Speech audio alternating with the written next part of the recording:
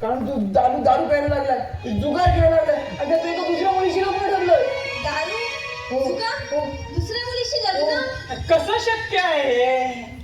हो दादू, मग आता तुम्ही म्हणाल ना. गेट आउट, चालला हो. मी म्हणालो म्हणजे स्वर्ग पुरकाराने येऊन मला तसं सांगितलं. नाहीतर वहिनी साहेब, माझा त्याच्यावर मुळीच विश्वास नाही. माझाही यावर विश्वास नाही. ते माझ्याशी अशी प्रतारणा करणार नाही. जास्तच चढलेली दिसते.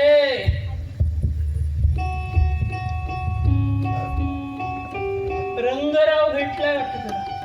हो, तो भेटला म्हणूनच माझ्या रागाचा पारा चढला. का?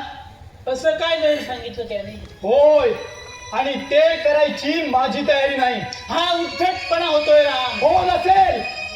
नाक फण्या काढून वाकला म्हणजे तो नम्र होत नाही, तर दुसऱ्याला दोष करतो. धनुष्य वागतं तेव्हा ते नम्र होत नाही, तर बाण सोडून दुसऱ्याचा प्राण घेतो. मी तुमचा प्राण घेतला नाही हे तुमचं भाग्य समजा. संपत्तीची मस्ती आहे. मुळीच नाही. उलट इथल्या पवित्र वातावरणानं माझेही संस्कार बदलत चालले. जानकीच्या मोहामुळे की काय? तोंड सांभाळून बोला असं म्हणतो. जानकीच्या मोहामुळे नव्हे, तर त्या पतिव्रतेच्या पुण्याईनं, दादासाहेबांच्या वात्सल्यानं माझ्या पापी संस्काराला पुण्याईची झिलई चढत चालली.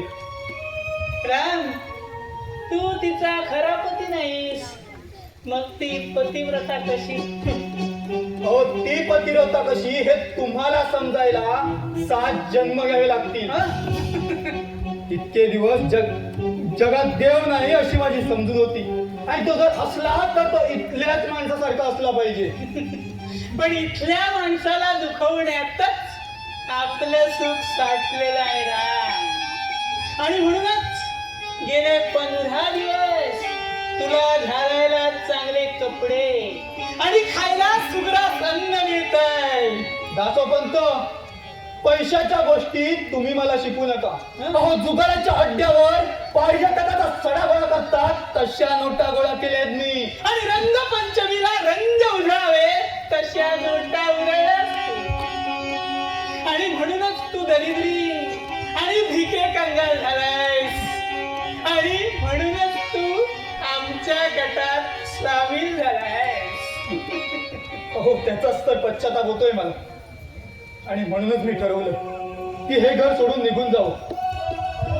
नाही, आता मी तुम्हाला त्या जगात जाऊ देणार नाही. बरं झालं म्हणजे साहेब तुम्ही आलात. नाही म्हणजे आता तुम्हाला तर सगळं माहीतच आहे.